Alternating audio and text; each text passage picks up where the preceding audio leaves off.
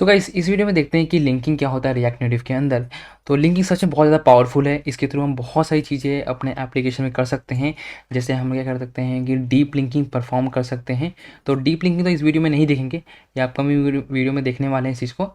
उसके बाद क्या है कि open link in web browser, किसी भी वेबसाइट का जो लिंक है वेब ब्राउज़र में ओपन कर सकता है लिंकिंग के थ्रू। उसके बाद क्या है नेविगेट टू अनदर ऐप्स, तो हम लोग ऐप के अंदर भी नेविगेट कर सकते हैं। किसी भी ऐप के अंदर, जैसे आपका फ़ोन कॉल ओपन करना हो या आपका कोई व्हाट्सअप एप्लीकेशन या मेल एप्लीकेशन, तो कोई भी इसके थ्रू आप ओपन कर सकते हैं। उसके बाद क्या है ओपन ऐप सेटिंग, तो किसी भी एप्लीकेशन का ऐप सेटिंग ओपन करना है परमिशन देने के लिए, कुछ भी करने के लिए, तो वो भी हम आराम से लिंक के थ्रू कर सकते हैं। तो देखते हैं कि कोड में कैसे इसको इम्प्लीमेंट करने वाले हैं। तो मैं यहाँ पे क्या करता हूँ, अपना कंपोनेंट पैकेज में आके एक फ़ाइल क्रिएट कर लेता हूँ जिसका नाम क्या है लिंकिंग व्यू करके, यहाँ से .tsx, और यहाँ से एक एरो फंक्शन क्रिएट कर दो लिंकिंग व्यू समथिंग, यहाँ से हम तो सबसे पहले हम देखते हैं कि हम एक वेब ब्राउज़र में कैसे एक किसी भी वेबसाइट को कैसे ओपन करवा सकते हैं वेब ब्राउज़र के अंदर, वो देखने वाले। तो क्या करूँगा, यहाँ से रिटर्न दे देते हैं, और यहाँ पे एक सबसे पहले एक बटन क्रिएट कर लेता हूँ मैं। तो मान लो एक बटन सिंपल सा ही रखता हूँ रिटर्न करके, और यहाँ से आपका टाइटल आ जाएगा, इसका नाम क्या है, ओपन वेब। अब देखो सबसे पहले क्या करता हूँ, एक फंक्शन यहाँ पे क्रिएट कर लेता हूँ, जो क्लिक करने पे वो फंक्शन चलेगा यहाँ पे। तो एक एरो फंक्शन क्रिएट कर दो यहाँ पे, ओपन वेबसाइट करके यहाँ से, और यहाँ पे हम लोगों ने इस तरीके से हमने एरो फंक्शन एक क्रिएट कर लिया। अब देखो लिंकिंग हम कैसे यूज़ करेंगे। तो लिंकिंग अगर आपको यूज़ करना है ना, तो बहुत ही सिंपल तरीका है कैसे कर सकते हैं। आपको लिंकिंग जो है हमको रिएक्ट नेटिव से इंपोर्ट करना पड़ेगा, और यहाँ पे टॉप पे इंपोर्ट भी हो गया, डॉट करके ओपन यूआरएल करता है, एक फंक्शन आता है ओपन यूआरएल करके।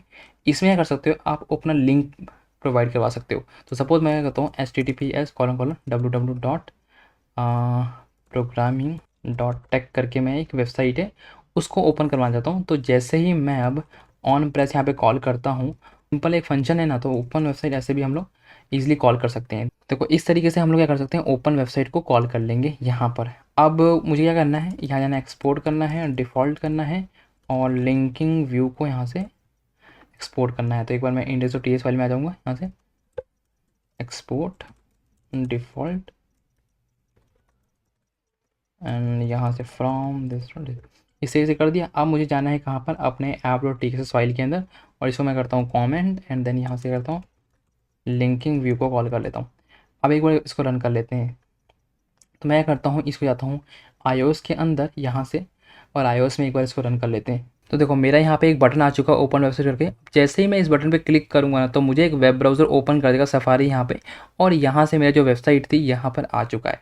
तो इस तरीके से क्या करते हैं हम लोग, एक वेब ब्राउज़र ओपन करते हैं। ठीक है, अब मान लो गलती से मैंने यहाँ से कोई भी यूआरएल गलत डाल दिया, मान लो 123 ऐसे करके डाल दिया। ठीक है, अब ओपन वेबसाइट में अगर मैं क्लिक करता हूँ यहाँ से, तो ये नहीं ओपन होगा। ठीक है, अब यहाँ पे, तो अब मान लो कि मुझे चेक करना है कि मैं मेरा जो यूआरएल होना चाहिए ना, वैलिड होना चाहिए, तभी वो ओपन हो, अदरवाइज़ ओपन ना हो, ऐसा कुछ। तो उसके लिए हम लोग क्या कर सकते हैं ना, उसके लिए बहुत ही सिंपल तरीके क्या करना है, यहाँ पे हमको चेक कर सकते हैं कि जो हमारा यूआरएल है वो सही है कि गलत है, उस तरीके से। तो क्या करना है, इस वाले को मैं यहाँ पे कट करता हूँ, और यहाँ से आके ना एक कॉन्स्ट, इस पे आते हैं, और यहाँ से बोलते हैं यूआरएल। यहाँ मैंने यूआरएल ऐड कर दिया। अब मैं एक चेक करता हूँ कि क्या मेरा यूआरएल वैलिड है कि नहीं है। तो वो हम लोग कैसे करने वाले हैं, तो मैं करता हूँ कॉन्स्ट बनाता हूँ यहाँ पे एक वेरिएबल इज़ वैलिड यूआरएल करके। ठीक है, तो अब क्या करता है, लिंकिंग के थ्रू ही ना हम लोग linking dot can open URL, और यहाँ से हम लोग यूआरएल को ऐसे कर सकते हैं कॉल। अब इसका एक्चुअली मतलब यहाँ पे क्या हुआ कि इस फंक्शन के थ्रू ना मैं चेक कर सकता हूँ कि जो मेरा यूआरएल वैलिड है कि नहीं है। तो अब ये क्या होता है ना, ये थोड़ा ना, ये एसिंक्रोनस थिंग होती है। तो एसिंक्रोनस थिंग को हैंडल करने के लिए क्या करना था, देखो यहाँ पे जब मैं करूँगा ना ओपन को, ये तो ये एक्चुअली क्या करता है ना, प्रॉमिस रिटर्न करवाता है, प्रॉमिस होता है इसका, प्रॉमिस रिटर्न करवाता है ये चीज़। तो प्रॉमिस, ये बूलियन, प्रॉमिस ऑफ बूलियन है। तो प्रॉमिस ऑफ, ये नॉर्मल बूलियन नहीं है, ये प्रॉमिस ऑफ बूलियन है। मतलब प्रॉमिस का एक एसिंक्रोनस थिंग है जो क्या करता है, बैकग्राउंड में वर्क कर रहा था। ये क्या करता है कि थोड़ा सा एक्चुअली ये हैवी टास्क थिंग्स होती है, तो इसलिए क्या करता है, ये प्रॉमिस रिटर्न करवाता है। तो क्या करना है मुझे, अगर कोई एसिंक्रोनस टास्क को हैंडल करना होता है ना, मेरे पास ये प्रॉमिस को हैंडल करना होता है, तो मैं क्या करता हूँ, तो हमें क्या करना पड़ता है, एसिंक और अवेट का यूज़ करना पड़ता है उस वहाँ पर।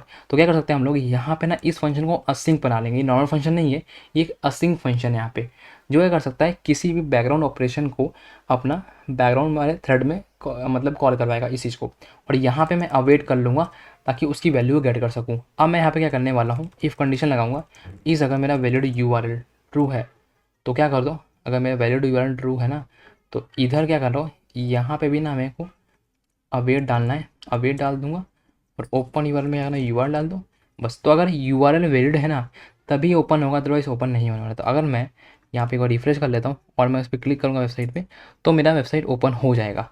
और अगर मैं यहाँ पे यूआरएल जो मेरा है इसको मैं कुछ वैलिड नहीं देता हूँ और मैं ट्राई करता हूँ इसको, देखो यहाँ पे 1 मिनट, इसको मुझे कुछ स्ट्रिंग बनाना पड़ेगा यहाँ पे। और अगर मैं रिफ्रेश करता हूँ यहाँ पे, ठीक है, तो अब मैं करता हूँ इस पर अगर क्लिक करता हूँ तो मेरा ये जो वेबसाइट है ओपन नहीं होने देगा। क्यों? क्योंकि ये क्या है, एक वैलिड यूआरएल नहीं है यहाँ पे, ठीक है, इस तरीके से। तो इस तरीके से हम चेक कर सकते हैं कि हमारा यूआरएल जो वैलिड है कि नहीं है। अब हम लोग नेक्स्ट क्या करते हैं, किसी भी वेबसाइट की, किसी भी एप्लीकेशन का जो सेटिंग है वो ओपन करवाने का ट्राई करते हैं। तो यहाँ पे करता हूँ, क्या करता हूँ, मैं यहाँ पे एक फंक्शन क्रिएट कर लेता हूँ, इसका नाम क्या है, ओपन सेटिंग्स करके यहाँ से, और ये हमारा एरो फंक्शन होगा। और यहाँ पे सिंपल मुझे क्या करना पड़ेगा कि इफ़ अगर देखो यहाँ ना हमको एंड्रॉयड iOS प्लेटफॉर्म के लिए अलग अलग कॉल करना पड़ेगा। तो जब मैं iOS में आता हूँ ना तो उसको अलग तरीके से मुझे ओपन करवाना पड़ेगा, और जब मैं एंड्रॉयड में आऊँ ना उसको अलग तरीके से ओपन करवाना पड़ेगा। तो मैं क्या करता हूँ, इफ़ कंडीशन लगा देता हूँ कि अगर मेरा प्लेटफॉर्म, जो प्लेटफॉर्म है ये रिएक्ट नेटिव से आता है, जो चेक करता है कि कौन से प्लेटफॉर्म पे है करंटली, और यहाँ से OS मिल जाता है। तो अगर मेरा क्या आता है, ये 2 पैरामीटर लेता है बेसिकली। तो ये क्या है, अगर मेरा iOS है तो मुझे कैसे करना पड़ेगा, लिंकिंग डॉट करके मुझे ओपन यूआरएल करना पड़ेगा यहाँ से, और क्या करना है, सेटिंग कॉलन।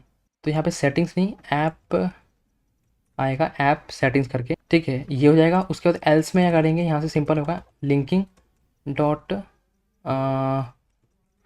ओपन सेटिंग्स करके होता है, ये एंड्रॉयड के लिए होता है। तो इस तरीके से हम लोग क्या करेंगे, अब इस ओपन सेटिंग में क्या करेंगे, यहाँ पे डाल देते हैं एक बार ओपन सेटिंग्स को, ठीक है। अब मैं अगर यहाँ पे रिफ्रेश करता हूँ और इस पर क्लिक करता हूँ तो मेरा क्या होगा ना, ये इस ऐप का जो भी सेटिंग होगा ना वो यहाँ से ओपन हो जाएगा इस तरीके से, ठीक है। तो अभी यहाँ पे इस ऐप में कोई भी हमारी परमिशन या कोई भी चीज़ें गिवन नहीं है, तो इसलिए अभी हमको एम्प्टी दिखा रहा है इस तरीके से, ठीक है। सो गाइस इस तरीके से क्या कर सकते हैं हम लोग, लिंकिंग के थ्रू कोई वेबसाइट हो गई या ऐप का सेटिंग ओपन करवा सकते हैं रिएक्ट नेटिव के अंदर।